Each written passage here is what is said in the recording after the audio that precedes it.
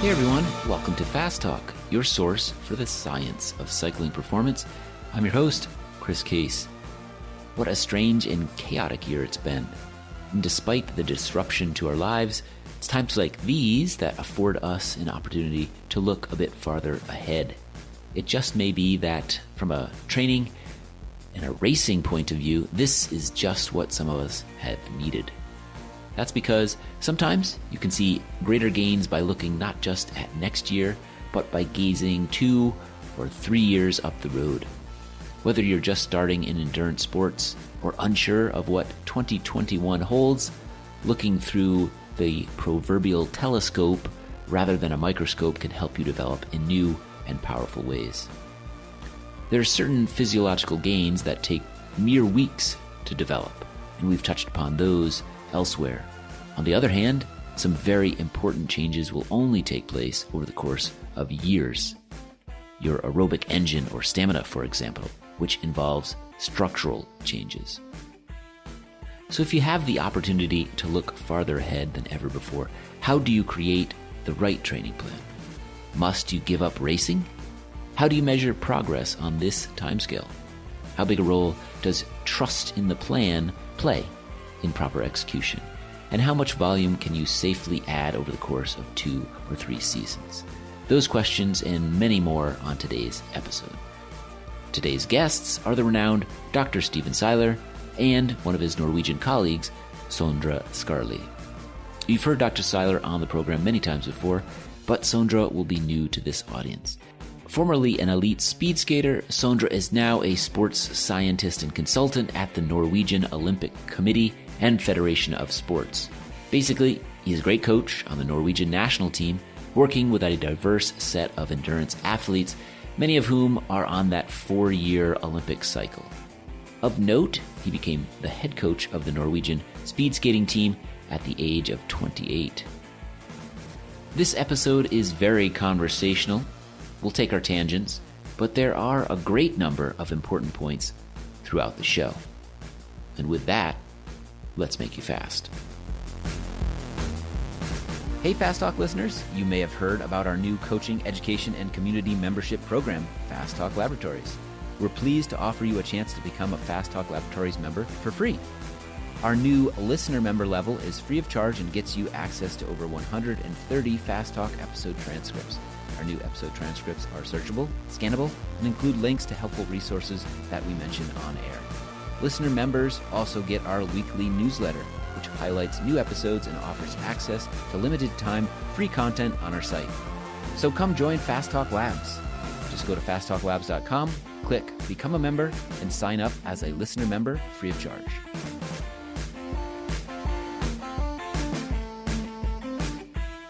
Hey everyone, this is your host, Chris Case, with a personal request. In just a few days, on the winter solstice, I will undertake a personal challenge to help combat climate change. On the shortest day of the year, I will do my longest ride of the year, a ride from sunrise to sunset. My ride will benefit the Rocky Mountain Institute, whose mission is to transform global energy use to create a clean, prosperous, and secure low-carbon future. If you'd like to support my cause, just visit fasttalklabs.com/longride-short-day. It's all one word, long ride, short day, where you will be redirected to my GoFundMe charity page. You can learn more about the ride and make a donation in whatever amount you like, or just share my fundraiser page with your friends.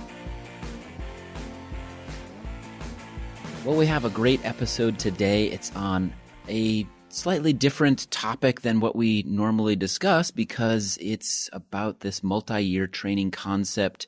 Not something that you think too much about, but taking that step back saying, are there gains to be had if I think long-term here, 2-3 years out?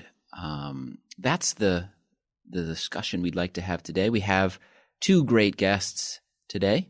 Dr. Seiler, Dr. Stephen Seiler. We all know and love Dr. Stephen Seiler over in Norway, and he's brought a colleague with him. Sondre Skarli. I want Trevor to say that as many times as he can throughout this episode, see how good he gets at that pronunciation. So welcome, guys. Welcome, Stephen. Welcome, Sondre. Thanks. Thank you. Shall I give you the Canadian? Sandra? Sandra. Oh, man. What a great start. You're off to a great start, Trevor. Thank you. Finally, the Canadian can mark someone else. I've listened to a lot of these shows, and always it's the Canadian who get marked, but now it can be the Norwegian. Yeah, there you go. So let's dive into this topic. Can you see greater gains by looking further ahead? And it's an appropriate topic to discuss right now because in some ways we're living through a time when maybe you can't race. Maybe looking ahead, it seems unlikely you'll be racing again until maybe it's the summer of 2021, or maybe it's not until 2022. So this pandemic has really allowed maybe for some people to look farther ahead than they normally have and think about this as a time of development other than just, going out and doing their intervals again. They can take a broader view of what's going on in their training. I actually had an athlete a week ago ask me just about this. He said he kind of regrets 2021 because he kept training hoping that racing was going to start the next month. Mm-hmm. And so there was no long-term plan to his training. He was just always trying to stay on form. So he was never on great form. He was never really building, and basically said 2020 was a waste. He burned a lot of matches and kind of just, he was eating, in Norwegian, they'd say he was eating the cake the whole time, where he's trying to stay on form. Right. Instead of backing it down and thinking long game. Exactly. And so he was talking to me about 2021. He said the rumor is a lot of races are going to be canceled in the spring. As Chris said, it might not be till the summer until there's racing. So he was considering a different approach of, should I just turn 2021 into a development year and really focus on 2022? And my guess is there's a lot of people who are starting to think that way. You're kind of describing what Sondre worked with, and I guess what all of us work with that work with Olympic athletes, because the Olympiad is this 4-year cycle. So just almost by definition, these elite athletes and their coaches are in that long game of trying to figure out, okay, if they're already on top, how do we stay on top? If they're not on top, what's our pathway to medal contention in 3 years or something? So it's interesting because that perspective, probably learning from that maybe is going to be useful for people who now are dealing with something they're not used to, which is having to think long term and hop over maybe a season or something like that. That sort of brings up the big question of why would you need to do this? Why can't you get everything out of, the training that you're doing right now? Are there things that take 3 years to develop? And maybe we should discuss those things that take a short time versus those things that take quite a long time. I guess one way to think about it is, if you go back to the endurance model, where you say, well, you've got your maximum oxygen consumption, you can't produce more than your VO2 max over time. Then you have your threshold, however you define it, what percentage of that can you work at for a long time without fatiguing. And then you have this issue of economy or efficiency, which both involves technical development, but also some long-term gains in the metabolic system and the muscular system that make you able to do more for less oxygen. So that's those big three. And then you've got anaerobic capacity that you spit in when it's short and so forth. And so let's say those four. Now, a time frame for the development of those, that VO2 max is, we think, fairly much limited by cardiac function, by the heart, by the vasculature, how much blood volume you have and things like that. It seems like, we've tested so many young, talented athletes. VO2 max is one of the first physiological parameters for the endurance athlete that actually peaks. So in the career of an athlete, you may already see that they're really high for this value at age 18, 19. We just tested a couple of guys in our lab last week, and both of them were 88 mLs per kg, and I said, look, this is already world class, but they're not world class as cyclists. Their lactate power, their threshold power is not high enough. Their durability is not good enough, but they've got the big engine. And then now they're going to have to build that out. So VO2 max tends to peak pretty early, and people tend to overtrain it. That's where we get into all this interval training. They do a lot of work to keep trying to pound that VO2 max, but it's just not going to keep climbing. Then you go to these threshold type developments, and those take longer because you're building mitochondria, you're building capillaries and so forth. Efficiency, it seems from the literature, from case studies and so forth, perhaps takes even longer, meaning that we see slow gains in efficiency over time, over several years of training. There's a case study involving Paula Radcliffe, the marathoner, where it looks like that was one of her big changes that led to her world record, was she just became more economical as a runner. Her VO2 max stabilized, her threshold stabilized, but she got more efficient. So that seems to be the time course. VO2 max peaks, threshold then peaks pretty soon, and then you get into these durability and efficiency developments. And and in cycling, those are really important because the races are so long. So what you see is the athletes slowly extend their, the duration that they can be competitive. We've talked about this stuff before, and that takes longer. Sondre, you living in Arendal, right? Or Grimstad? Yeah, Arendal. Yeah, so the neighbor community, but between the two cities where we live is a city called Grimstad, and that's where this former world champion named Thor Hushovd lives. He was a very good cyclist. He won the world title in 2010, I believe it was, down in Australia. And Thor was called the Ox of the North, because he was a reasonably big cyclist at 80, maybe 81 kilos or something like that. And he struggled with the longest races. It took him a long time, years, before he was really competitive in the classics, because they're that extra hour longer. And he had a huge VO2 max. He won the U23 World Championship as a time trialist in 97, I guess it was. Then so he's got the engine really early, but then it takes him years to build. He struggled in the heat. At Athens Olympics, he couldn't, he was just too big. So again, by the time he finally wins the World Championship as a cyclist, it's 2010, and that's 13 years after he was a U23 World Champion. So, and I think he would argue that he got better at some things over time. We are talking to the perfect person here, because when you look at traditional research, as you know, it is hard to find 10 subjects to do a 3 to 6 month study. To try to find enough subjects to say, let's do a 5 to 8 year study on your progression in a traditional study format is next to impossible. So there isn't a ton of research on this, and what research there is has to find more unique ways to get at this. Sondre did kind of an experiment, not really as a scientist, but Sondre was my student as a master's student, and he had already been a junior coach. He had already worked with some of the best junior level skaters in Norway, meaning the Norwegians, they literally, didn't they go 1, 2, 3 in one of the junior world championships? Yeah.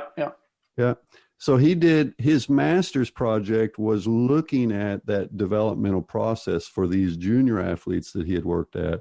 And then he ends up going, several of them go on to be senior level athletes, and he becomes their senior national team coach. So I think Sondre is a good person to kind of dive into this, and that he actually was doing one of these 5 to 7 year experiments. It's quite interesting what you started with, Stephen, because what we saw on those athletes was that their VO2 max was really high at early age, at 17, 18. They peaked, and later, like 7, 8, 9, 10 years later, then they went from the best junior skaters in the world to the best senior skaters in the world. But their VO2 max didn't increase at all. If anything, it went maybe even slightly down. So, but we did see a lot of other gains. So it's like you said, efficiency, threshold, technique, but also the thing about racing. We were talking about first of maybe taking a year off without competing. There might be some benefits to taking a year off without competing. You can train more, which can be good, but there is also a lot of learning in competing. So by having a year where you don't focus on the competitions, but you focus on the long term, then you can develop and also get the benefits from competing. Because it's quite few athletes that can just show up in a race and haven't raced for a long time and then suddenly you can win. There is a lot of learning by doing a lot of competitions as well. But it is interesting, the thing about the VO2 max that is so stable. We also have a lot of not unpublished studies on different athletes where I work in the Norwegian Olympic Training Center for everything from rowers, cyclists, runners, speed skaters, cross-country skiers, kayakers. And we have a lot of data from the development from they were young, like 10, 11, 12 years, up to the age of 30 and more. It is really interesting to see how they work with multi-year plans and how they gradually increase their training loads. And also what we see here on is their VO2 max doesn't change that much. And another aspect of this is the relative cost of achieving certain adaptations, both in terms of time and effort. So, if we go back to that, I often talk about fresh fruit and, software, hardware. A lot of athletes are interested in their anaerobic capacity, their lactate tolerance, and they do these super high intensity intervals. And you do get adaptations. If you haven't been doing these, 30-15s or some kind of a really high intensity interval training, then a little bit of that will improve your anaerobic capacity. I know it will. And the thing about it is, though, it only takes a few weeks. You can get a big improvement, a 10% improvement or so in like 4 workouts, if they're well executed, but they're costly and they're fresh fruit because that adaptation is what I would call a soft adaptation. It's some proteins in your blood and in the intracellular space. It's some changes in buffering. It's stuff that both comes pretty fast, but it goes away pretty fast. And it's really costly to maintain, because you have to do these really high intensity efforts that cause a big stress response in order to get those soft adaptations. So we're going to time that training. We're not going to do that at times of the season when we don't need that little turbo, if that makes sense. And so this is about being the chess player and knowing when to play put your players in different position on the board and when to emphasize your basics and when to bring in a little bit of that top end work that is costly, but that results in relatively fast adaptations, but also, what should I say, they will also deteriorate more rapidly. Whereas that long haul stuff, the low intensity, the volume, those adaptations, research shows us that with detraining, they are maintained longer. Capillary density and so forth like that. It seems it's like it's infrastructure that's been built. The lattice work in the cells has been built and it doesn't decay as quickly as those soft adaptations. Yep. Does that make sense? Yep, that's exactly what I was going to bring up. So I like the way you put it. I describe it to my athletes as structural versus biochemical changes. And exactly what you're saying. So those biochemical, they come quickly, they disappear quickly. So that was the point I was going to make, is if you're doing a development year, really focusing on that stuff, saying I'm going to just get that top end that much stronger, to me is a little bit of a waste of development year, because you're going to bring that around pretty quick, but you're not going to get any really big long-term adaptations. I would be focusing more on that aerobic engine, the sides, as you said, they take a long time to develop, but once you have them, they seem to stick around. Yeah, and if it was like in the case of my daughter, her long-term goal is to be a marathoner, be a half marathoner at a high level, but she needs more speed. She needs front top end speed. So this next 6 months, she's going to train like a middle distance athlete.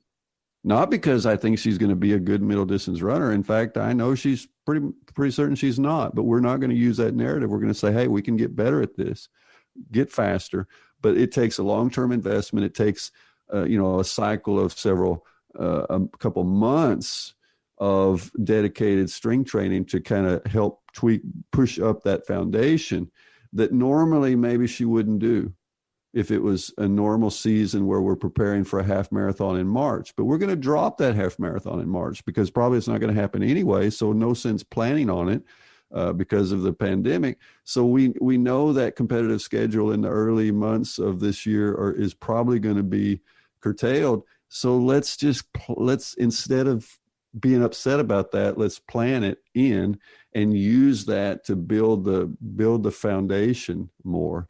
So that's our mentality, is just kind of getting on the front end of this and anticipating things and then using it to our advantage instead of being reactive and disappointed, when we kind of know what's the writing on the wall looks like.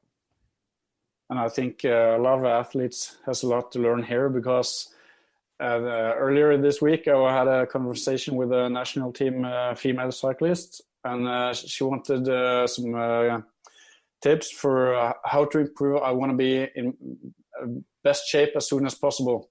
And I said, do you want to be in best shape as soon as possible, like in December, or do you want to be really good in June, July, August, and September? Because that's probably not the same approach.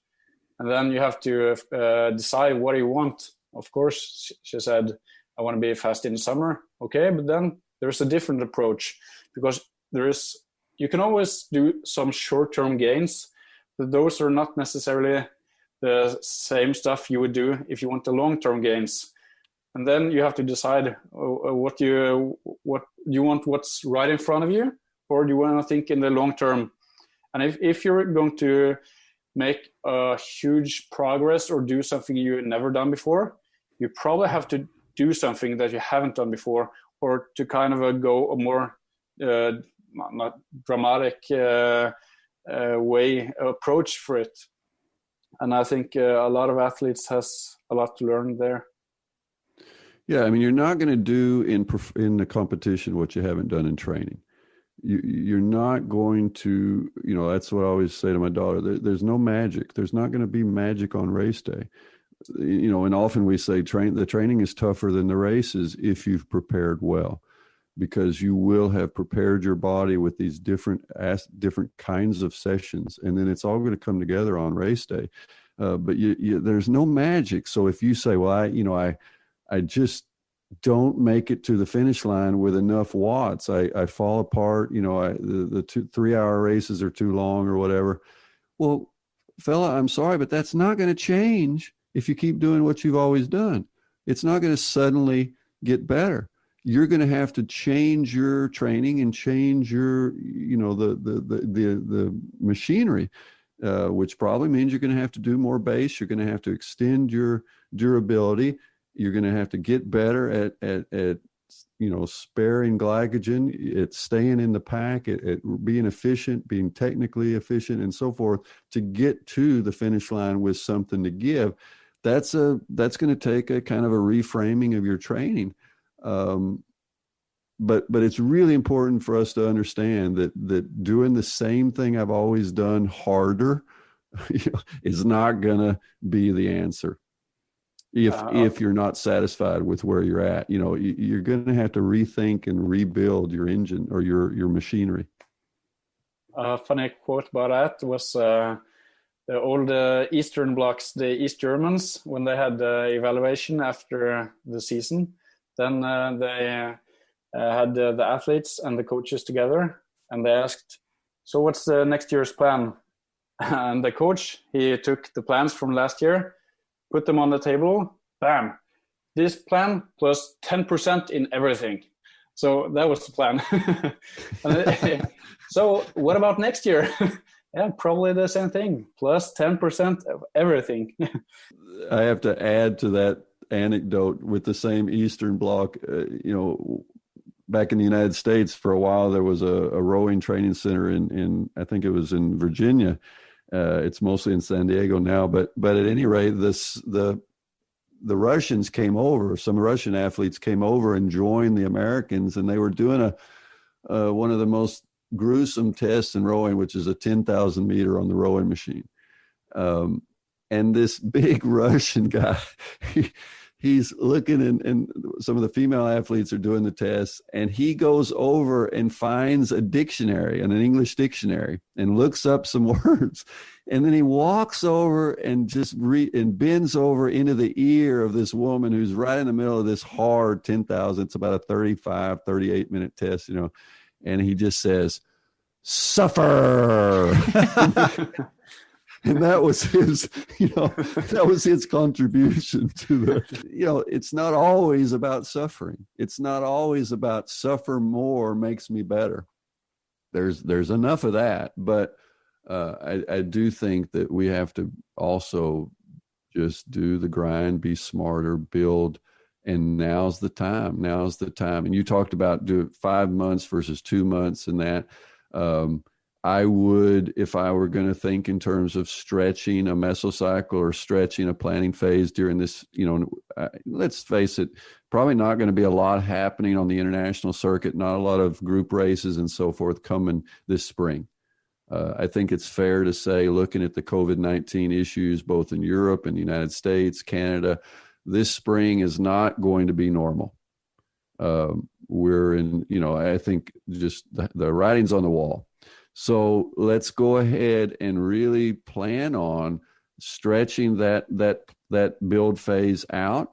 But I would probably, instead of saying, well, instead of being 8 weeks, it's going to be 16, I would break it up into at least 2 blocks or 2 with a little bit different, some sub goals and some testing on both of those. Does that make sense? I'm always, like Sondre said earlier, I think you always have to break up the big goal into smaller milestones and give them multiple opportunities for success, but also to help to be focused for a certain number of weeks on something and then have a little crescendo and then get back to work. But, break up this 6-month path into 3, what is it going to be, 6 weeks or whatever, or 4 or 5 different little blocks with different tests, different milestones, different races, whether it's on Zwift or at home or a time trial around the block or whatever, in order to, kind of give yourself some motivation along the way. Here's Robert Poulter, an athlete who has worked with Trevor for years and someone who decided to look farther ahead and expand the schedule at which he developed, building over several seasons instead of a single year. Robert, tell me a little bit about what brought you to the point where you wanted to sit down with your coach, who happens to be Coach Connor, Trevor Connor, and map out something that was maybe a little less traditional, a little unorthodox, looking 2 years ahead, 3 years ahead. I'd like to say it was actually me that came to Trevor with that suggestion, but it was actually the other way around. Trevor and I have been working together for about 4 years now. And I can tell you the story at some other point, how we got to meet each other. But when I reached out to him to potentially be a coach for me, he actually interviewed me more and told me more about his approach to training athletes and how he thought about cycling, and basically asked whether I was prepared to do it the way he thought about it as opposed to what I actually wanted to do. He said, look, we're going to go on a journey together, and you're not going to like the first 2 years of this journey because I'm going to force you to do things that you don't actually think are going to make you fitter. And he said, one day you will wake up probably 2.5 years after we start working together, and you will call me and say, something magical happened on my bicycle. I actually did something that I didn't think was possible. That's kind of how it started. And Trevor was very clear with me from the outset that this was a long journey, and that fitness and improving one's fitness actually takes an awful lot of time and has to be done in a structured, methodical way. And thinking about doing, as you said at the start of this interview, just a series of intervals to make you faster isn't actually going to produce the results that you wanted on a sustaining basis. Seems like there must have been two key elements here: patience on your part and trust on your part. Do I have that right? There was a third, which is, and maybe it's related to trust, which is recognizing that I actually am a terrible cyclist and I don't know what I was doing. And after having ridden bikes for probably 6 or 7 years and not getting any faster, I had to recognize that there were potentially people who knew something that I didn't and could be helpful to me. So maybe that's related to trust, but I had a coach before Trevor who actually made me go slower, not go faster. Well, that's not what you want to hear. So I think it was probably a combination of my self-awareness that I actually was getting worse, not better. The second was Trevor articulating a vision that I frankly hadn't ever really heard before, knowing his history and the results that it had produced for him. I think that's what actually led us to a place where we could actually go on this journey together. And the trust came over time. To be honest with you, the trust was not out of the gate. It came over time. Tell me a little bit more about what that vision was. I would assume that there was a goal at the end of this. What was the goal, and how did you get there? First of all, I think we need to acknowledge that I'm a middle-aged fellow with two grown children, a full-time career, and for me, riding my bicycle was a way to stay healthy and also fulfill my unfulfilled athletic dreams from my youth. Sure. I had a group of colleagues who were my age in similar situation that I ride with every weekend, like probably a lot of people who listen to your podcast. And I was just frustrated that I was getting drops. And I just said to Trevor, I said, I don't want to get drops. And he said, well, that's kind of vague. And we talked about what that actually means and took it apart. And, you know, what Trevor explained to me that I didn't really understand was the nature of cycling in Toronto versus the nature of cycling elsewhere. And what I'm about to say is not intended to impugn cyclists in Toronto. It's just the nature of living in a city of 6 million people where you got to ride your bike an hour to find any stretch of road that isn't interrupted by a stoplight or a stop sign. And Trevor explained to me, he said, look, the riding that you do in Toronto is you ride very, very slowly, and then you go very hard for 45 minutes, and then you ride very, very slowly. That is a challenge for people like you, because what you don't actually get is you don't actually get the base fitness to support the kind of efforts you need to do for 45 minutes. He said, on top of that, cycling, when done kind of properly, is not really a 45-minute exercise. It's a 3 to 5 hour event, and you have to build a very different level of fitness. And he said, if you want to work with me, he said, I'm going to help you build base fitness. He said, I'm not going to help you materially improve your 5-minute power or your 2-minute power. He said, because that's not really going to be the differentiator. He said, what the differentiator is going to be is that you can go out and sustain medium to high levels of power, hour after hour after hour, and that you can insert good efforts in the middle of it and do it again and again and again. So he said, my model of fitness is sustained, as he and I like to talk about, base power, and then the ability to put out repeated sustained efforts that you just kind of grind people down. If you like that model, he said, I can get you that model. And he said, you'll be really pleasantly surprised when you actually go and do a real bike race, not the, Saturday morning world championships. I was prepared to do that because, I do have the opportunity of riding with people in my circle, some who've been on the Canadian national cycling team and that in their youth. So they actually really know. And I've observed this about them, which is they just, even in middle age, they still put out sustained power, and they fail at 4 hours. They don't fail after 45 minutes. Right. And so I admired that. And that was the process we started on. That was kind of the mental image that Trevor painted for me. And that's what we started working on. And how long ago was that? 4 years ago. Okay. And the first 2 years were painful for me personally, because I had to learn a lot. What I learned from Trevor, which was really, really hard to do, was when you go slowly, you go slowly. And when you go hard, you go really hard. Right. And I know that sounds very simple when I articulate it, but when you're new to cycling and it's a social thing for you and it's not your profession, you go and you ride with your buddies, and we're all competitive, so you just want to push the pace. And it took me a very, very long time to internalize and learn what slow was and what it looks like and what hard is and what it looks like. And as I say it, you sit here and you say, yes, it's a very simple concept, but for, I think, many amateur cyclists like me, it's an incredibly difficult concept to internalize. Here's something interesting to think about. The stimuli that you need to, we talked about maximize that cardiovascular component. You want to drive huge, venous returns to the heart. You want to get huge filling. So you stretch the heart, so you expand stroke volume slowly. Then it seems to respond by, number one, adding volume of blood. And then two, it increases the muscle that literally you get a cardiac hypertrophy.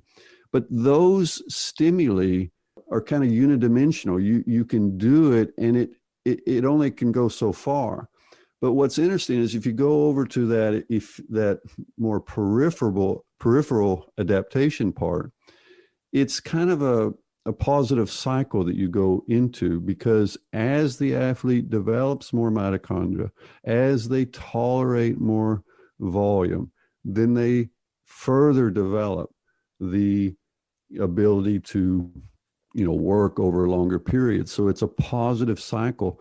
But one of the big things in Norway and in other countries is how rapidly can you increase training volume over time, because that's a double-edged sword. More volume creates more stimuli, but more volume also can lead to more stress and breakdown. So, we have these rules of thumb in Norway that Sondre knows better than me about, how many hours of training per year do they add, maybe 100 hours a year. Yeah, it depends on the sports, but from 50 to 100 hours a week for younger athletes is kind of the rule of thumb.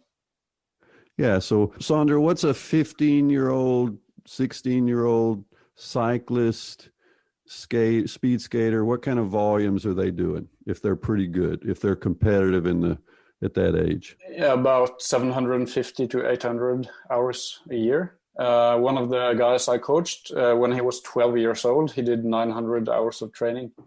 Wow, that's a lot.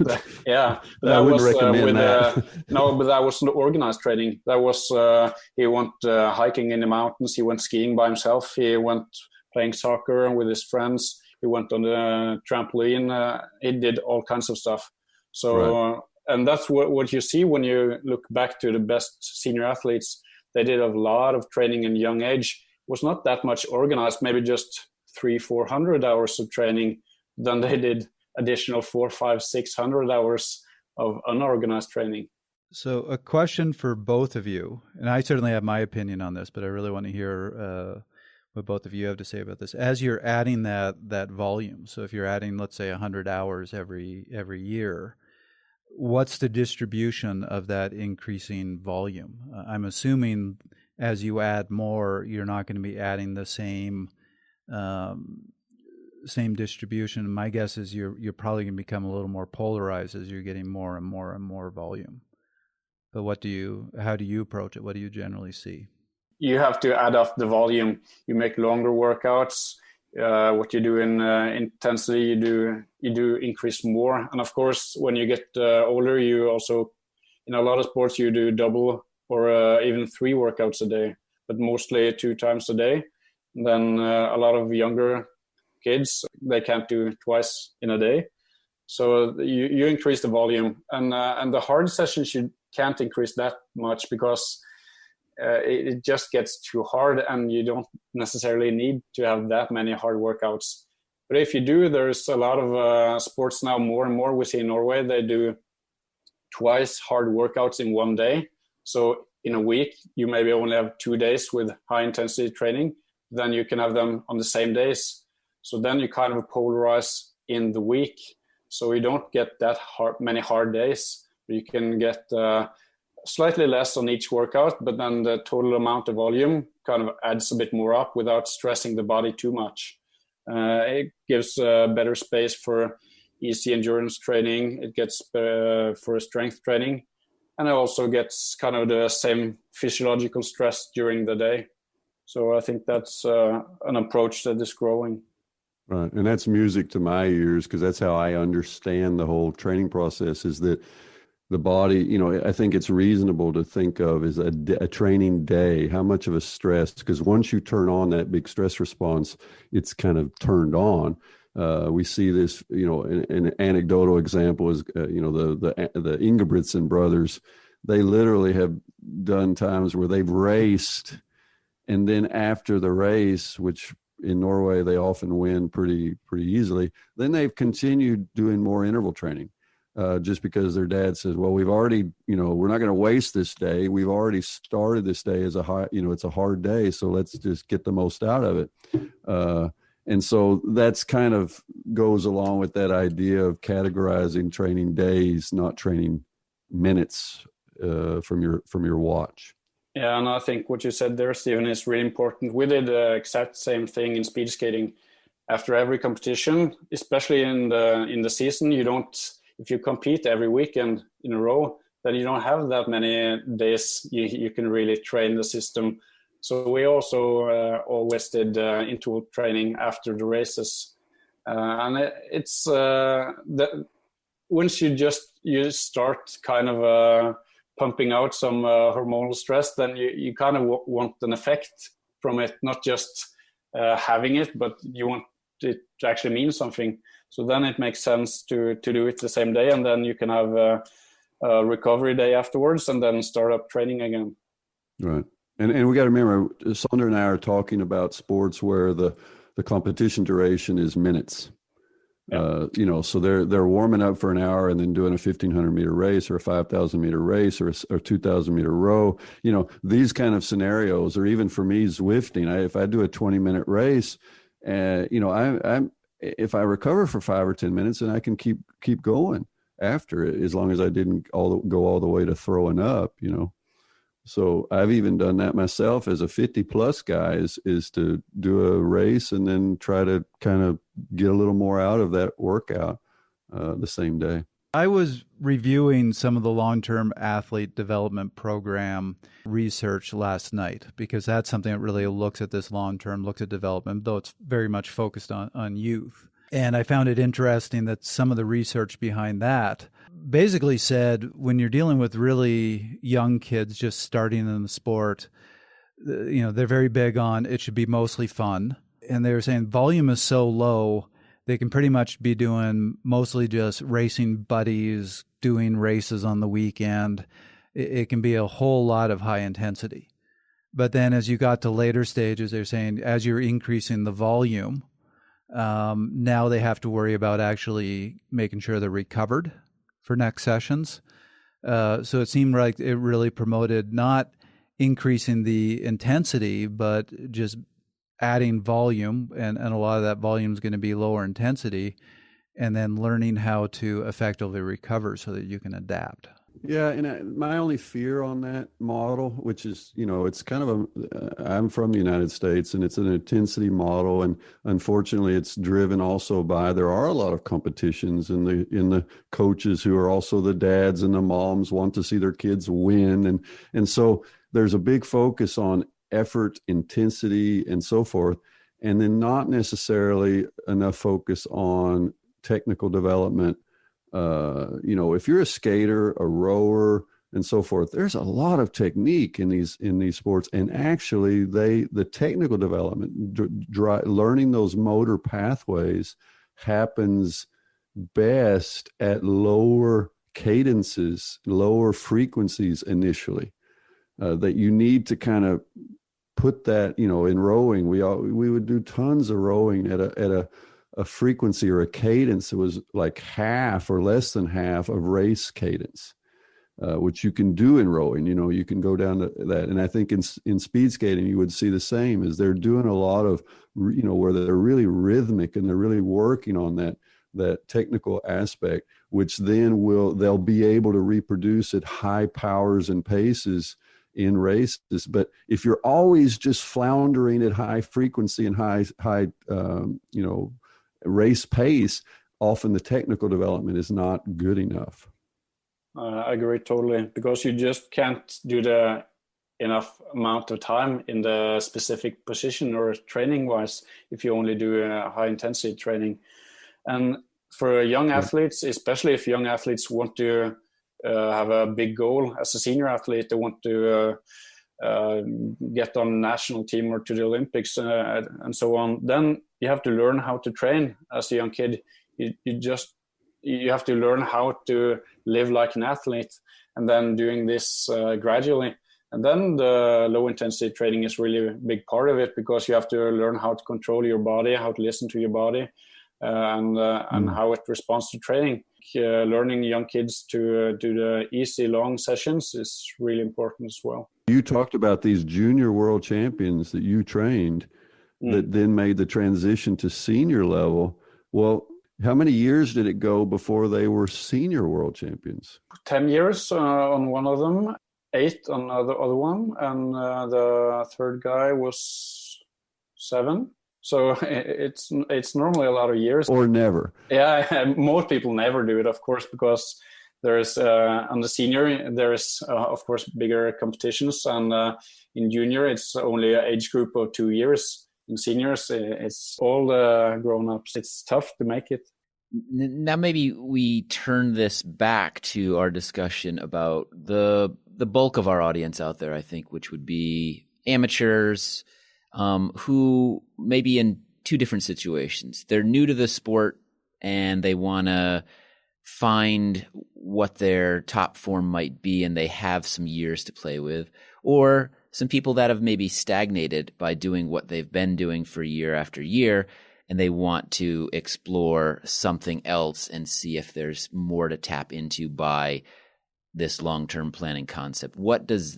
How do we apply all the things we've been talking about for the last section here to that situation? And I think to answer those two questions, there is an important underlying question we need to answer, which is, can you just focus on each individual year and assume that each subsequent year is going to build on the form of the previous year?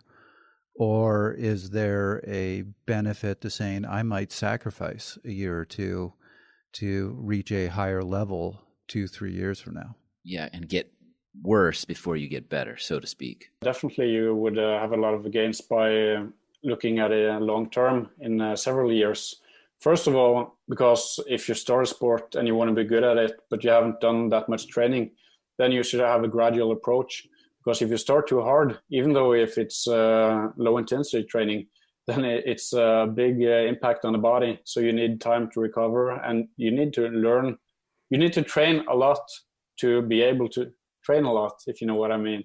So you have to increase gradually. And as we said in the beginning here, you shouldn't increase more than maybe up to 100 hours a year, because then the risk of getting injured or getting overtrained or sick increases too much.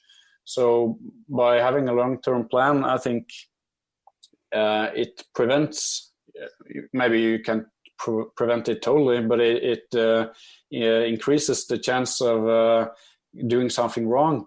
And if you look at long-term careers, then injuries is often what takes the total volume down. If you get a lot of sick, if you get injured, a week there, a week here, a month there, then suddenly you lose hundreds of hours of training. So that also helps to keep the volume up. Even though you don't increase it too fast, then you end up with a higher volume anyway. I normally say you have to always start with a goal. And if you start with the goal, it's like getting in a car and putting on the GPS.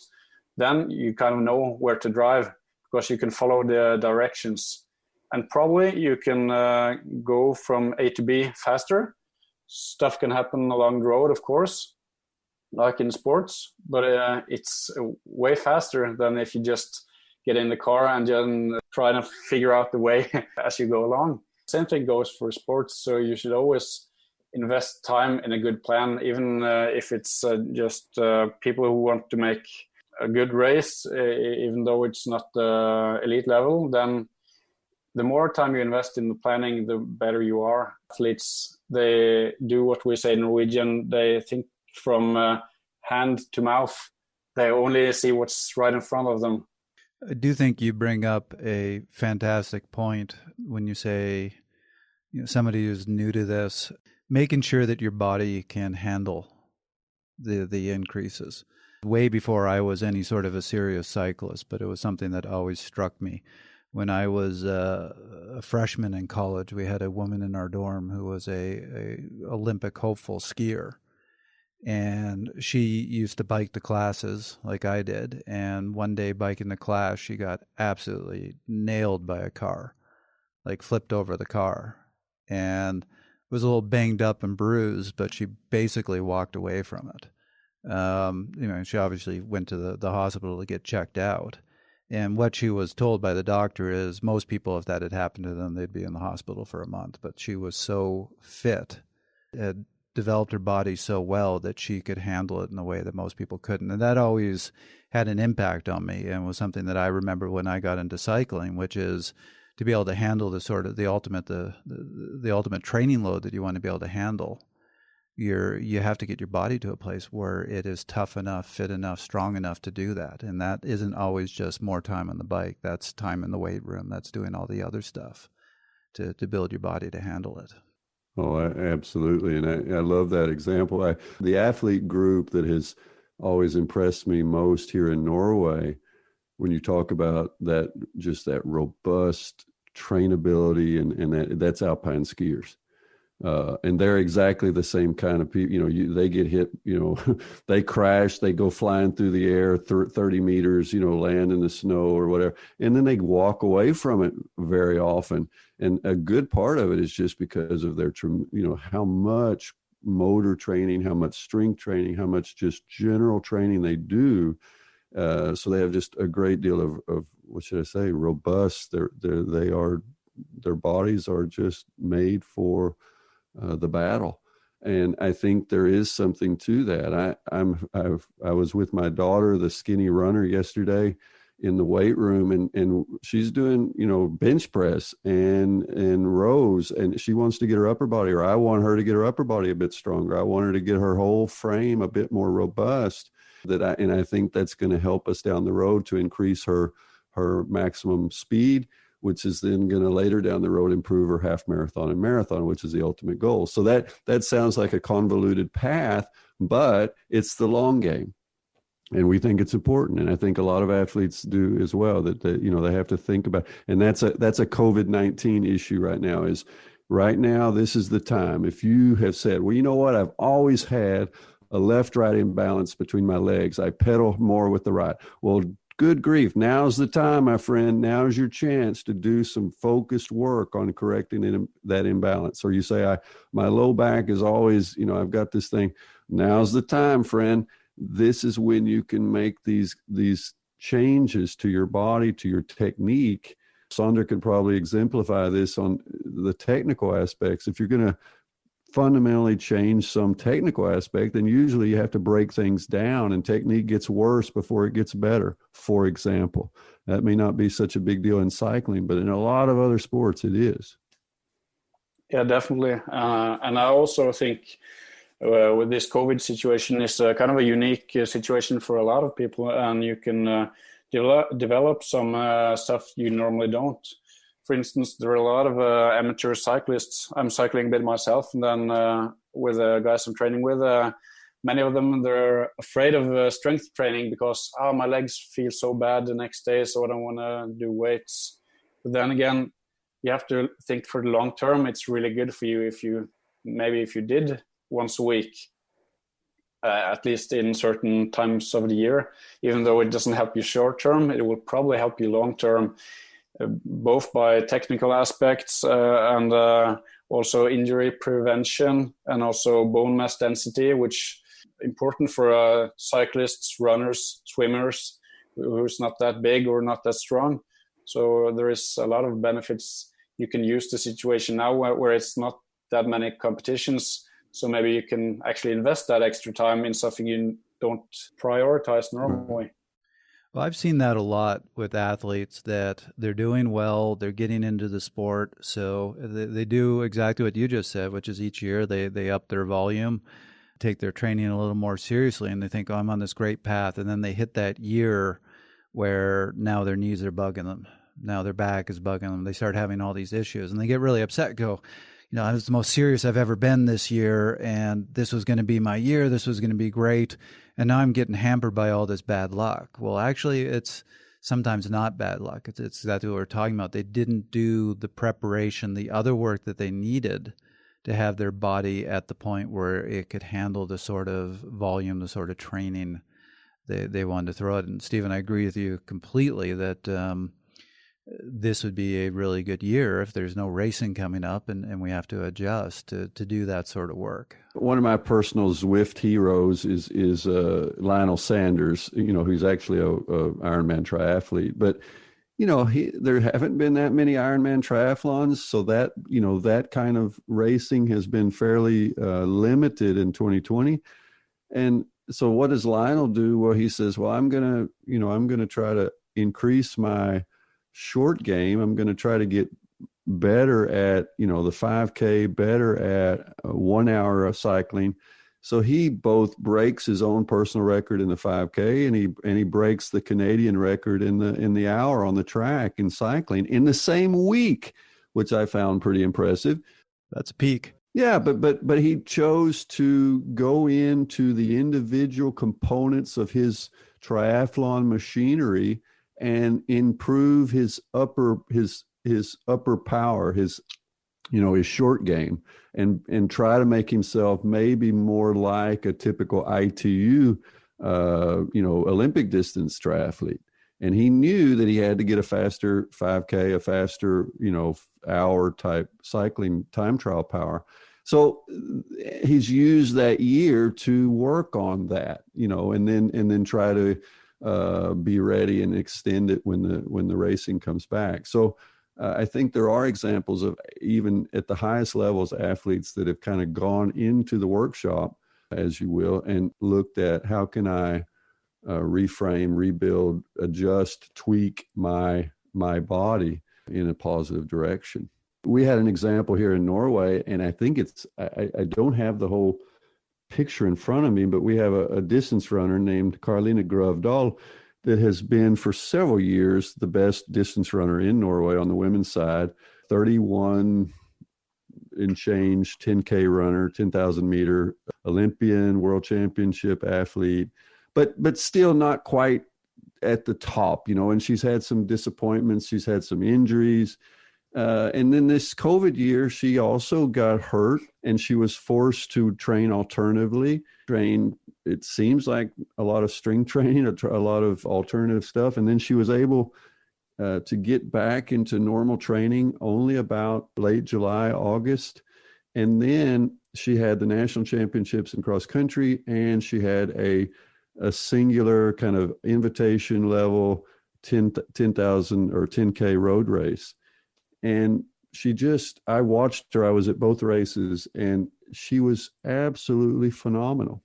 In the 10K road race, she ran the second fastest 10K by a European runner ever, in top 16 all time, only behind Paula Radcliffe in Europe with a 30 minutes, 32 seconds. So she took almost a minute off her PR at an age of 30. By kind of rebuilding and maybe even benefited from not having so many competitions. I'm really not sure, but all I know is Sondre, you're here, you've seen it, and she looked fantastic, just strong and more, almost more muscular than I've ever seen her as a distance runner. Actually, this podcast where she talked about it, and as you said, she did a lot of alternative training. She did hiking, she did some cycling, long hill tempos and easy rides, and a lot of alternative training. And this should be really motivating for a lot of both amateur athletes and elite athletes, because every time one door closes, another door opens. And you should always be curious on what could be open on the other door. Injury doesn't necessarily need to be a bad thing. Often, of course, it will, but you can use that as an investment for something else. You see a lot of athletes coming back after injury, stronger than ever. In alpine skiing, as Stephen mentioned earlier, you see that so often. Then they really build on what they need to, and they get back stronger than ever. Well, and also a lot of female athletes after childbirth have come back better than ever for various reasons, I think. But again, a gap year or a unloading year or whatever does not need to be a negative. My colleague, who is Canadian, we were coaches together in the Norwegian national team in the Pyeongchang Olympics. He was the best sprinter in the world in speed skating, Jeremy Waterspoon. He was at the top for many years, and then he took a year off and trained different than normal. And then one more year, and then he got back better than ever and just crushed the world records. If you train the same thing year after year after year, you kind of get good at that. But then after a certain amount of time, you need to do something else to get a stimulus. Either it's a physical or a technical or a mental stimulus. All those things is really important that sometimes you just need to do something else. Trevor, I've recently talked to one of the athletes you coached, Robert, and I got his perspective on what it was like to be the one on the receiving end of the coaching. Hey, I want to take my cycling to the next level. How do I get there? And you were the one that the two of you worked together to be like, okay, let's take a step back. This is the goal. Here's how we're going to get there, so on and so forth. Could you maybe talk about how you identified what it was that you wanted to get him to, and then how you mapped it out to bring this back to, sort of the, I've got 2 years to play with, or I've got 3 years to play with. I want to increase attribute X about my cycling ability, and how do I get there? In Robert's case, which is actually pretty common that you'll see with a lot of masters athletes. So when you have athletes who are fortunate enough to go through the sort of program that Sondre runs, they're going to be developed correctly from the start. Mm-hmm. And they're going to be developed looking long term. A lot of athletes who get into it on their own, especially when they get into it as a masters, where there really isn't a ton of institutional support for them. Sure. You tend to see similar trends. And one of them is it's a lot of high intensity. They don't have a ton of time. The way to get stronger is more intensity. Then they start doing the local races, or they go on the weekend group ride, and they're discovering they're suffering on the 1-2 minute climb. So they go, I need more intensity because I need to get over that 1-2 minute hill. Not realizing the reason they couldn't get over that 1-2 minute hill is because for the 40 minutes before that, they were at threshold with their tongue hanging out, trying to hang on with the field. Exactly. And when they got to that hill, they just had nothing left. When I encounter an athlete like that, which is quite frequent, what you just see is they don't have that aerobic system. They haven't built the endurance, this repeatability, the stamina. They're just all top end. So you basically have to transition them, which means, so with Robert, we started doing a lot less intensity. Started doing, when I told him, I want you to go out and do a 4-hour ride, he was just like, what? What are you talking about? And he's like, and how hard should I go? And I'm like, this hard. And then first one he went out and did, he's like, I think I did it pretty well. And I'm like, no, that was way, way too hard. But he's like, well, if I do it the way you want, I'm going to fall over. Right. This gets back into that conversation we've had many times on the program before about the true definition of slow. Right. Right. Well, when you don't have that aerobic system, when you don't have that endurance, and you tell somebody to go out and ride at a 140 heart rate, and I prescribe that sort of work by heart rate, it is painfully slow. Mm-hmm. Like his first few rides, he was doing 22, 23 kilometers an hour. So what's that, 13, 14 miles an hour? Yeah, that's slow. Which is the slowest he's probably ever gone in his life on a bike. So that first year doing that, because we were transitioning him, was not a good year. He got weaker because he lost some of that top end, which is what he was relying on. I find that endurance, that aerobic system takes a while to develop. I think that's one of the things that takes a couple of years to develop. So he had no assets that year and he was getting killed. But to his credit, he was patient. And then when we built his endurance, built his aerobic systems, and then brought back that top end work, he was an entirely different rider. don't want this to turn into the conversation about Robert, but it's a great case study. And I wonder, how do you get an athlete to trust you in that situation? Well, I'll give you my short answer, and then I would love to hear from Sondre and Dr. Seiler. But it's a lot of conversation. It's a lot of, you need to explain why you're doing this. You need to prepare them ahead of time saying, this is what's going to happen. I've had this talk many times with athletes where I'll tell them, you're going to kill yourself this winter. This base season is going to be the hardest base season you've ever had. And at the end of it, you're going to be performing worse than you did last year. I want you to be ready for that. Setting expectations is a big part of this. It's explaining the plan. And Sondre, I mean, I'm jumping into, you said there were things you wanted to talk about. One is the importance of talking to your athlete about their plans. So why don't I leave it there and you jump on this? Yeah, as you said, the communication part is crucial here. It sounds pretty easy, but it's actually not that easy because there's so many different ways you can and should communicate with athletes. Some athletes like to have one kind of a communication and others a totally different approach. So you have to learn each individual as a person and how they respond and kind of what they like and prefer. It takes a lot of time, but when you kind of get to know the athlete, then it's gets easier and easier each time. So you have to make them trust you. And to make them trust you, you have to invest a lot of time in them. You have to be open, you have to be honest, you have to say what your plan is, you have to involve them in the plan. A lot of coaches and athletes, I think sometimes there is kind of a misconception of the final goal. An athlete can have one goal and the coach can have another goal. And if those two aren't connected, then the path that you're going into it's not going to be that easy. So you have to make sure that you're on the same page, that you're talking the same language.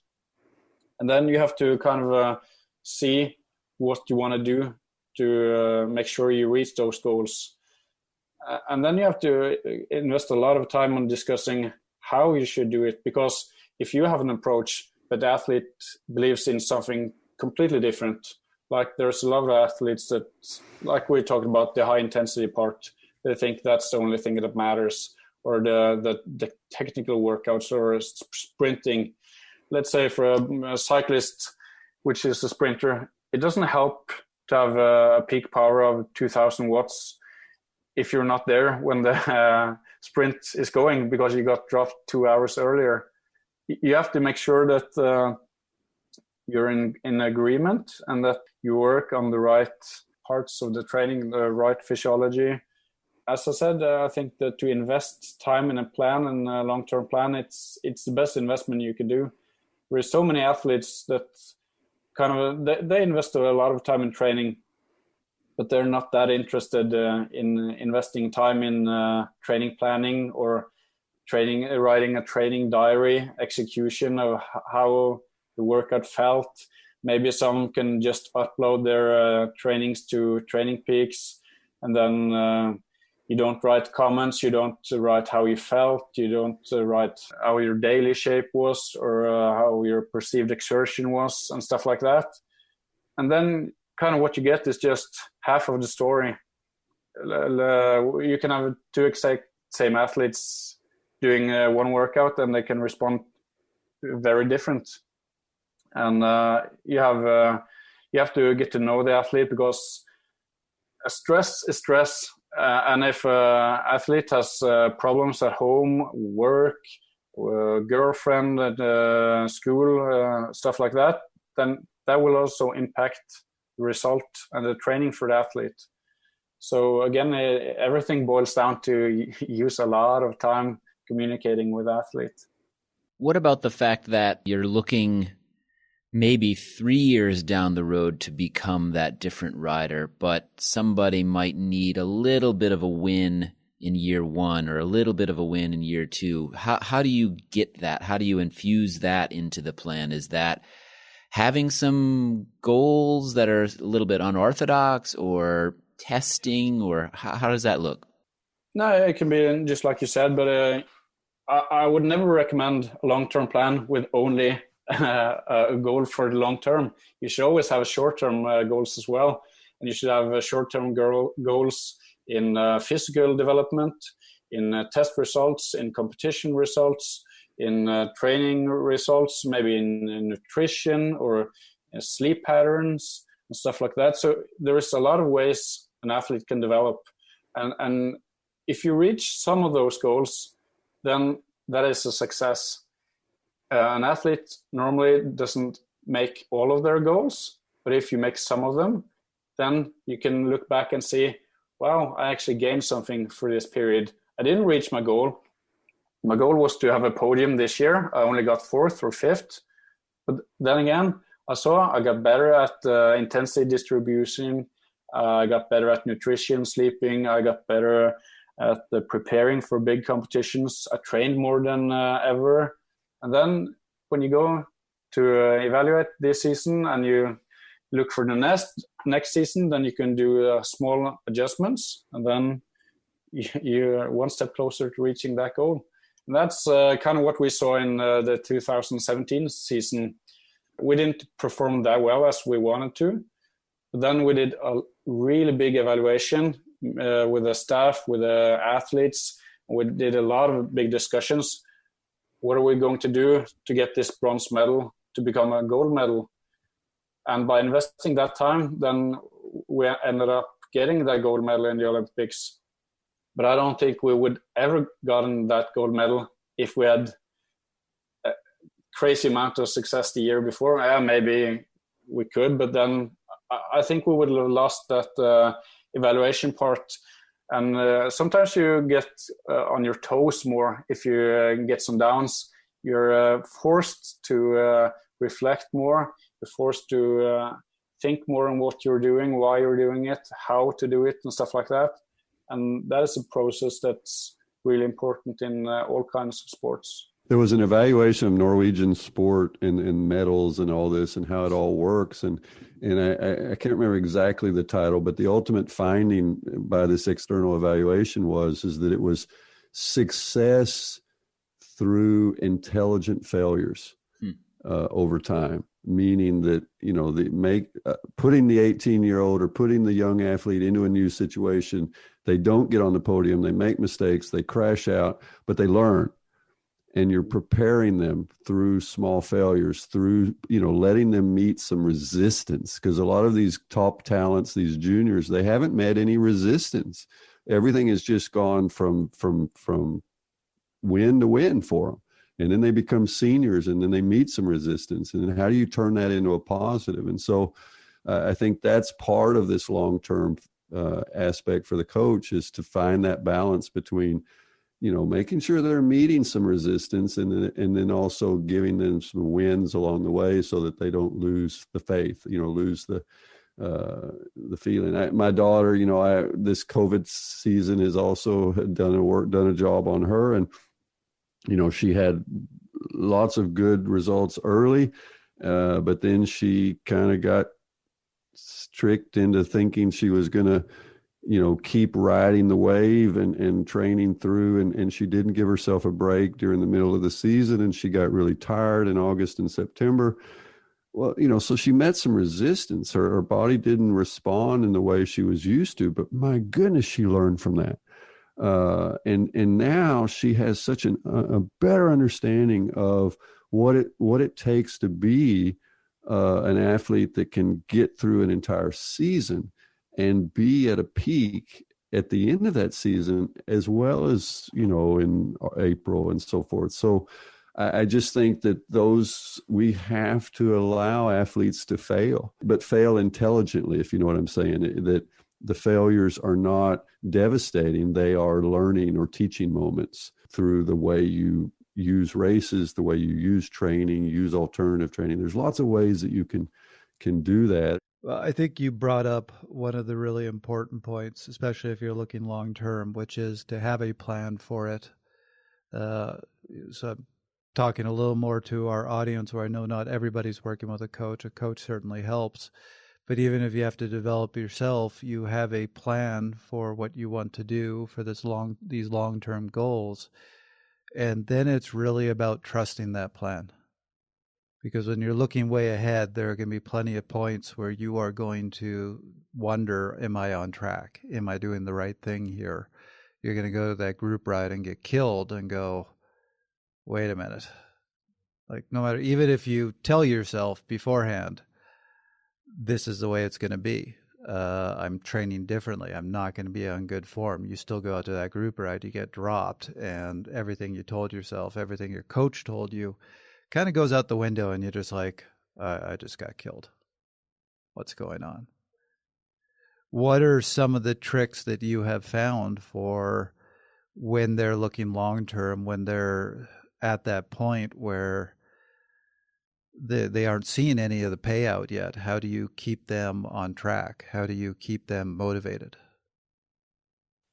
I think by doing some testing on the road, on tests that means something for the sport. So it kind of has to have a value. It has to be valid. And if you do some testing and you do competitions and you do communication and including the athletes, then I think you're on the right path. But what is kind of ironic here is I think you have to stay true to the plan. But then again, there is always some times where you shouldn't do that, because sometimes athletes get injured, sick, or other stuff happens. And then you have to be willing to adjust the plan. And that was something I was not that good at in my earlier days as a coach, because I spent so much time and investment in the plan. I fell in love with it, and I thought, this is what we need to do to reach our goals. And then I wouldn't want to change it, even though things happen along the road that should make me change my mind. And that was something I learned the hard way. But when you do that, and you have to be true to the plan, but the plan is never better than execution of the plan. It's better to have a bad plan with good execution than a good plan with a bad execution. Of course, the best thing is to have good or really good at both, but you have to always be willing to make some adjustments and listen to the body, because this is not machines, it's human beings, and there are so many factors that comes to matter. And I think a lot of coaches doesn't spend enough time to actually listen to the athletes and make those small adjustments. And it should be just be small amounts here and there, because then you don't need to do the big changes. But if you wait and wait and wait and never do the small changes, then at one point you probably have to do the big changes. And that's the ones you don't want to do. It's better to do a small change here and there and just a few tweaks and adjustments, and then stick to the big picture, because it's the big picture that makes a difference in the long term. It's not this workout I was supposed to have 5 times 10 minutes at 400 watts, but then I felt really bad today, so I could only do 5 times 8 at 380. Well, so it doesn't matter. We just makes a few adjustments the next days, and then we're back on track. Yeah, and I'm listening, and I'm thinking about how maybe, and I would almost use the term framework. You know, the team, the coach, the athletes have a framework or a philosophy that's guiding them in terms of that big picture, and then they are comfortable with the small adjustments, and they don't let those become sources of panic or frustration.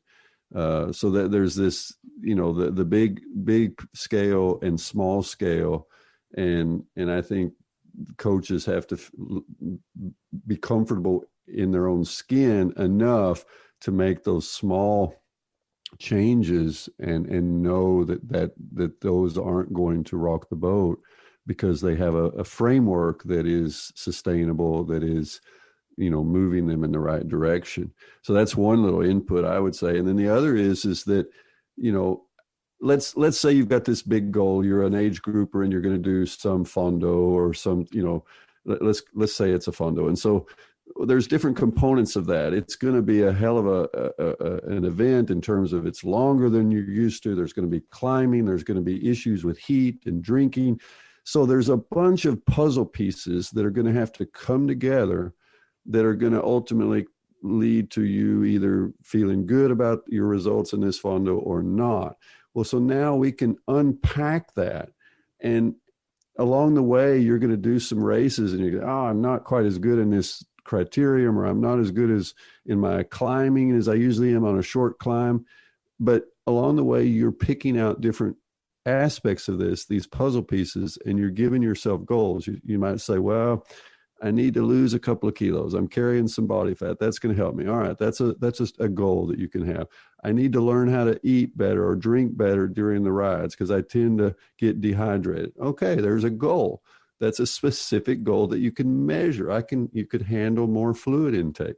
Okay. I need to increase my threshold power because I know I'm going to have several big climbs, So, okay, now we have another specific goal. So I would break that big event into some pieces that along the way I can experience success, and I'm building myself, even though not all the races are going to be, if I'm used to doing short, high intensity races and I'm trying to expand my durability to handle this 5-hour fondo or whatever, then I'm going to accept that because I'm seeing success in parts of this that I know are going to be important, like, the drinking, the body maintenance things and so forth. So that's how I would pursue it. That's how I do with a runner or with a cyclist is let's think about your total machine. What are the components we need to build? Do you need more muscle mass? What's your top end power? Are you not handling drinking? Are you not, your diet issues? There's lots of things to improve. I can even put a heart rate monitor on an athlete, like a rower, and say, all right, today you're going to row at 18 strokes a minute, which means you're going to row deathly slow in terms of cadence, but you're not allowed to have your heart rate over 140.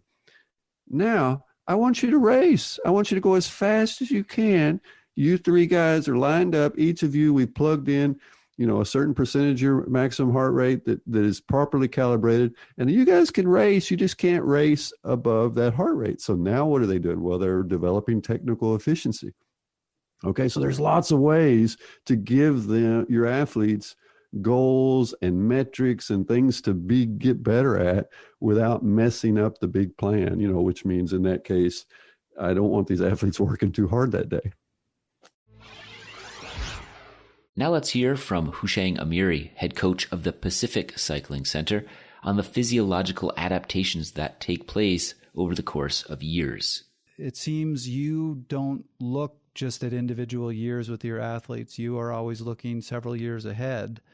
And even it seems like there are certain attributes that in order to improve them, you in some ways have to make short-term sacrifices. Is that the case? It's pretty much every athlete's needs are different, right? When we work on annual training plan or yearly training plan, YTP, all those plans, they're part of quadrennial plan, is part of 4-year plan, which goes from Olympic cycle to Olympic cycle. We know some of the areas you won't develop in 1 or 2 years. It's going to take even more than that. And definitely those years, that's development years, the focus is going to be on building the base, and plan going to look pretty different than performance plan. Can you describe in a minute what a more base focused plan versus a performance plan would look like?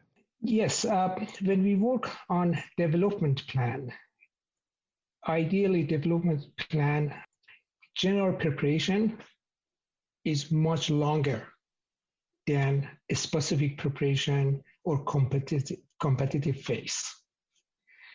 And when we work on performance, that general preparation is much shorter, but has longer specific preparatory phase and also much longer competitive phase. That's just building all the pieces in those phases, it makes a difference between development and performance. So how long would the general preparation phase be in each? In general, for development, I would say minimum of 10 to 14 weeks. Compared to performance can be somewhere between 5 to 7 weeks. Oh, so really short. It's very short because those are the athletes already proven they can perform and they don't need that much general preparation. After 5 to 7 weeks, they move into a specific preparatory phase that they work on what they need for the season or for races. And how long would that phase be for each? That can be somewhere between, again, 6 to 10 weeks. And that also can include some of the pre-competition phases. Are there attributes that you feel take more than a year to develop? Yes, I like to very much to explain. When I work with athletes, and is just I identify these athletes' chronological age versus biological age, and also testing results. Also understanding and readiness for next level. When I have all this information, we can start building the plan. So annual training plan or yearly training plan, as I said, is part of 4-year cycle, right? So we know this athlete's planning to be a pro, and he has to be able to ride 6 watt per kilo for half an hour. And right now he's at 4.9 watt per kilo. That's the example. So this is not going to happen over 1 year. This is 2 or 3 years development, training to get him or her to that position. Again, when it comes to annual training plan or 4-year plan, these plans are life plan. They're not a plan you build it on stone and say, done, go for it. They need to be modified in regular basis. At least every block of the training can be somewhere between 6 to 9 weeks, and make a modification to it. Trevor, to turn this back again to Robert, or not even to Robert, but somebody that says to themselves, I have this goal and it's 3 years away, whether that's a specific event or a specific attribute. In terms of mapping out that 3-year time period, this may be a silly question, but do you just take the traditional components of a training plan, like a base period, a build period, and multiply those by X and extend them, so to speak? Like instead of the base period being 2 months, it's 5 months. And instead of a build period being 2 months, it's 5 months, and so on. Or is that really too simplistic a way of looking at this? Well, you beat me to the punch, because I was about to ask a very similar question of Sondre and Dr. Seiler, and I will finish by asking them the question I was going to ask. But yeah, if I'm developing an athlete, like a lot of the masters athletes I've encountered, where I describe as being very top heavy. Mm-hmm. They do lots of high intensity work. They haven't really built that aerobic machinery. That first year is going to be a lot of base work, really focused on, there's almost just that, dealing with that resistance, getting them to accept, I got to go do some long, slow volume. So I might do less intensity, a little more of that, and just train them. It's almost training the mindset of this is a different way of training. Every year, going back to the goals, I would, even though I would love to do it and just say, let's just have a whole year doing nothing but base. A, I think that just turns you into a tank. And B, it's no fun. Boring. And you are probably going to see a loss of assets that you need to develop. So I'm still going to have a period where they can race, where we're going to really focus on trying to see what form we can get them to, just to have that sort of enjoyment. But it's as you said, and you heard it from my coach, Ushang, that as you go down these years, you start to do less of that base work, get more into that specific preparation phase, and then just have longer and longer race phases where they're really honing those skills. But Sondre, Dr. Seiler, I'll throw that question to you. So let's make this really specific to right now. If you had an athlete, not an Olympian, but let's talk about a masters or a categorized rider who's been racing a few years, and they said, 2021, I think, is going to be a write-off. So I really want to use this as a development year, build my overall level, so I can be even stronger for 2022. And I know there's always individuals. You want to individualize this, but are there any sort of general suggestions that you could give of, well, if you're going to do that, here's how I would change 2021. I would do more of X. I would do less of Y. Are there any recommendations you'd have? I would say invest more time in training. What we see from where I work at the Olympic Training Center in Norway, the best athletes in the different endurance sports are often those who have trained the most. It's not necessarily always like this, of course, but because you reach kind of a top. For some sports, it might be 1,400 hours, and for others, 600 hours a year. But increase more time, and just to love the journey and just appreciate the small gains each day. You don't necessarily have to set the PB on every workout, but if you just keep on grinding those small steps and enjoying the ride, then you get closer every day. And it's fascinating. I watched the Netflix documentary about Arnold Schwarzenegger when he was a bodybuilder, and he was always happy. And they said, "Why are you always smiling?" Because every day I'm one day closer to my goal. And that was kind of a fun way to look at it. But I think the best athletes, that's how they look at it. They like to train, they like to do the work, and then they're always one step closer. When it comes to the pandemic and stuff like that, I think you just have to find new goals. If you lost the big competition of the year, okay, maybe next year, but then you have one more year to develop and improve. So I think you should always look for opportunities, and I think that's what separates the best athletes from those who are not that great.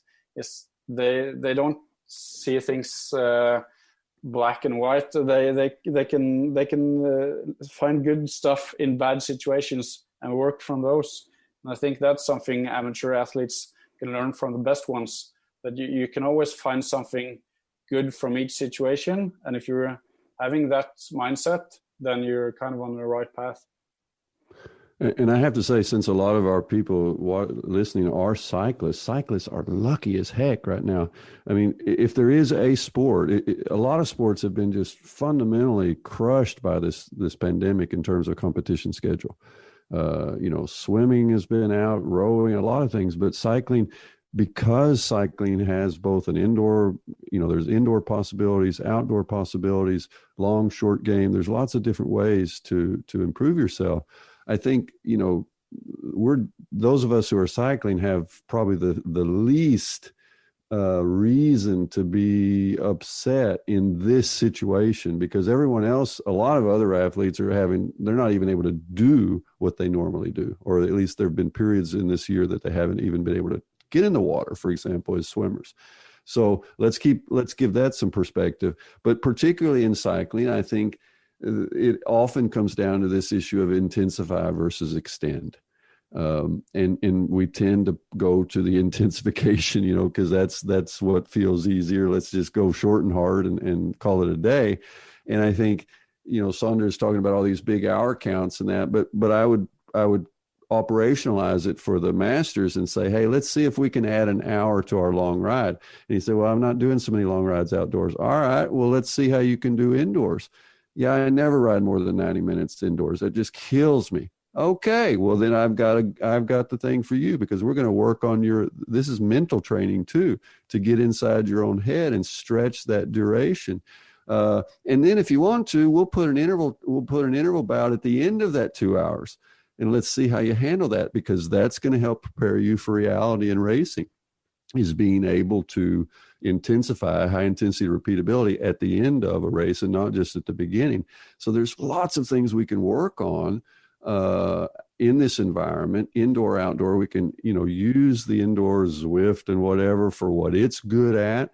And then we can get back out on the road and so forth. So I think, this door closed, door open is a great metaphor right now, because there are some really cool open doors for all of us right now. If we use them, we have the forums, the ability to learn from each other in different ways, get inside our own heads on some issues, maybe learn how to extend. And I would also say that, like in my case, my own physiology, I know I'm a kind of a fast switcher, and I don't have the natural endurance, and I've had to really work. And I know that the toughest workout for me those workouts are those kind of 2.5 hour threshold type sessions with surges and that. Those just kick my butt, because of my fiber distribution and just general wimpiness. But anyway, that's given me a goal to really work on those and extend myself in that direction. Even though because my 6 minute power is kind of what it is, and I'm happy with that, my peak power, but I've kind of that mid range I'm trying to extend. So I think we can all find, where can I get the most bang for my buck in terms of giving it some extra attention, that aspect of my body at my age or whatever. Well, so that brings us to the other question I wanted to ask you, which I think, Dr. Seiler, you've answered. If you are going to use a year as a development year, focusing more on the future, should you be focusing on weaknesses, or should you just be taking a generalized approach of saying, here are the aspects of our physiology that take longer to develop, so I'm just going to focus on those? Depending on the sport, because in some sports, if you choose the right sport, then then you should work on your strengths. Especially if it's a technical sport, then you should work on your strengths to be even better, because that's where you can make a biggest difference.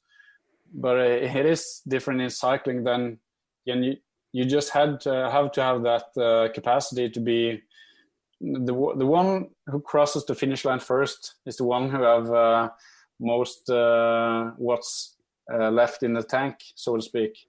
So I think in cycling you should probably emphasize both. Of course, you need to work on your weaknesses, but you shouldn't forget your strengths, because if you forget working on your strengths, that's what's going to make you, or that's where you can really make a difference. So I think you should emphasize both. But in more technical sports, then I think often you should focus slightly more on your strengths. But I'm curious to your thoughts here, Stephen. Yeah, I've got a couple of examples and a couple of thoughts on that. I think we don't want to tell the audience that this is an either or scenario, because it's an emphasis issue. It's a slight shift in emphasis. When we're working with elite athletes like Sondre does and I do to a certain extent, we have to remember they're training a lot of hours, and they're putting together a puzzle where they're doing some strength training, they're doing some low intensity long sessions, they're doing some technical work, they're doing high intensity intervals. So they're putting together this package that may be 25 hours a week or something, And so in periods, we may shift those hours, we reduce them slightly so they tolerate strength training a bit better. So let's just keep in mind that we're not talking about dropping all in interval training or dropping all of anything. It's about emphasis. Okay.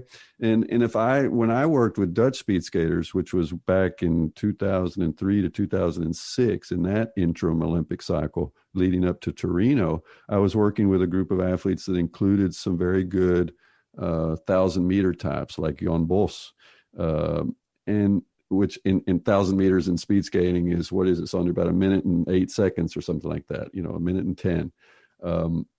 So they are high power athletes, huge lactates, huge emphasis on getting off the start.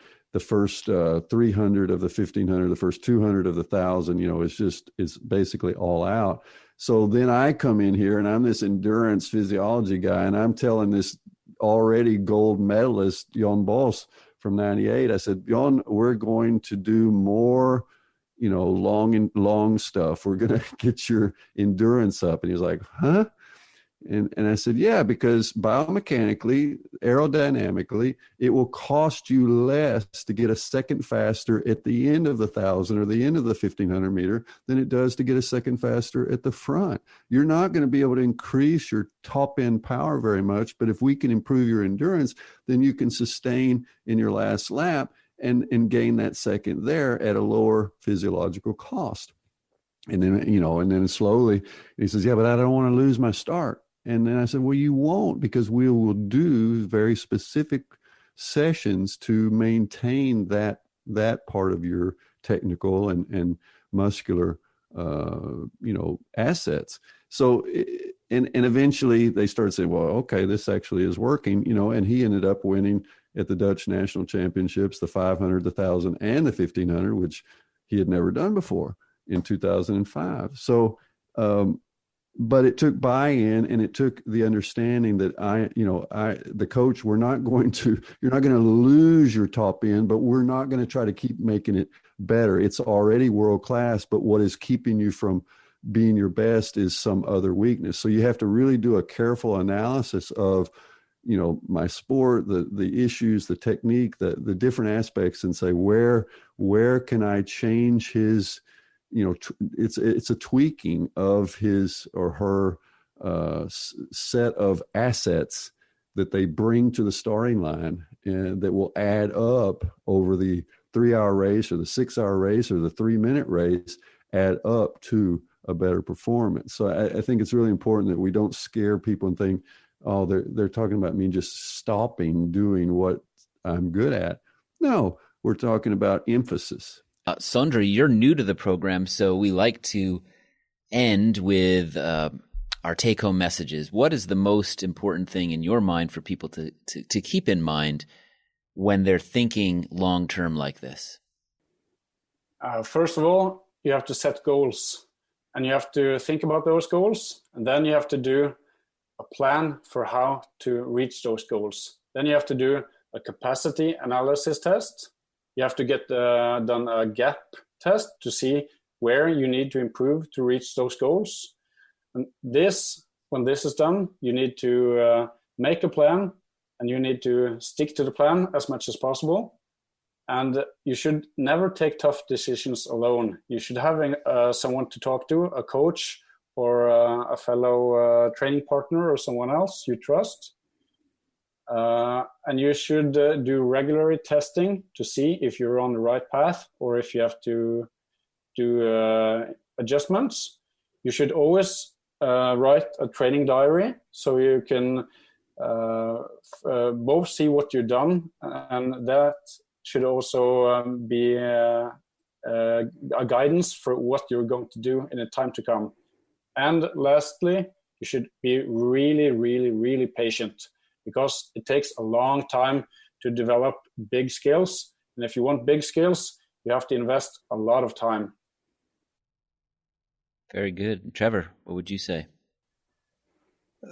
I guess I would say if you are thinking about making next year a development year to see if you can raise your level and really thinking to the following year, and this is the first time you've done something like that, just remember that some of these long-term games are exactly that. They're long-term.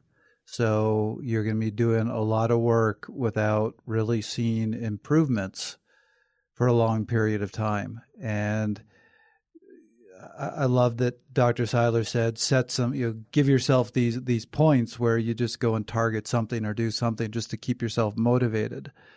But don't be discouraged when you don't see the improvement right away. Keep reminding yourself of that.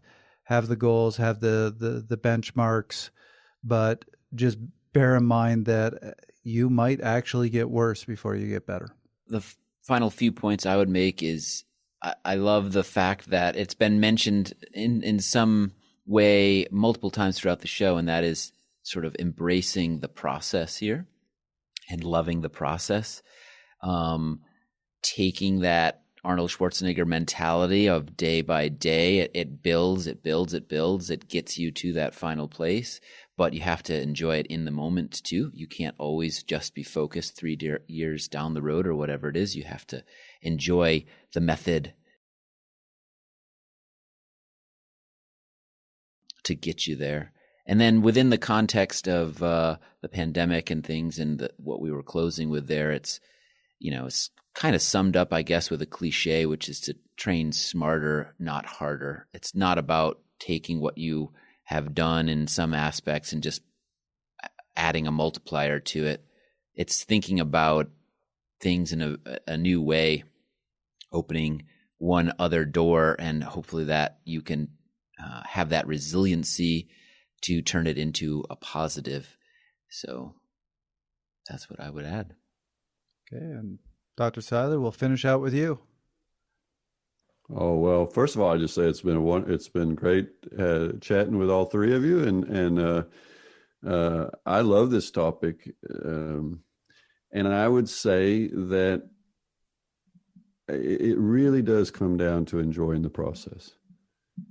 Find beauty, find rhythm, find flow in the daily workouts, in that 2-hour boring ride indoors on the trainer when it's pouring rain outside and it's 40 degrees. Think about breathing, think about rhythm. There's always something we can get into, I find, but enjoy that. We are so lucky. So let's enjoy the aesthetic of the rhythms that we create as athletes. And, that's the grind, and it's a wonderful thing that we get to do. So if we embrace the grind, embrace the the SEALs say, embrace the suck or whatever, but I don't see it that way. I think, I do think that there is something special about the fatigue, about feeling that, and let's enjoy it. Let's get inside of it. And I really think that's going to pay dividends down the road.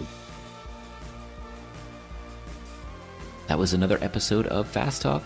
Subscribe to Fast Talk wherever you prefer to find your favorite podcasts, and be sure to leave us a rating and a review. The thoughts and opinions expressed on Fast Talk are those of the individual. As always, we love your feedback and questions. Join the conversation at forums.fasttalklabs.com to discuss each and every episode. Become a member of Fast Talk Laboratories at fasttalklabs.com/join and become a part of our education and coaching community. For Dr. Stephen Seiler, Sondre Skarli, Hushang Amiri, Robert Palter, and Trevor Connor, I'm Chris Case. Thanks for listening.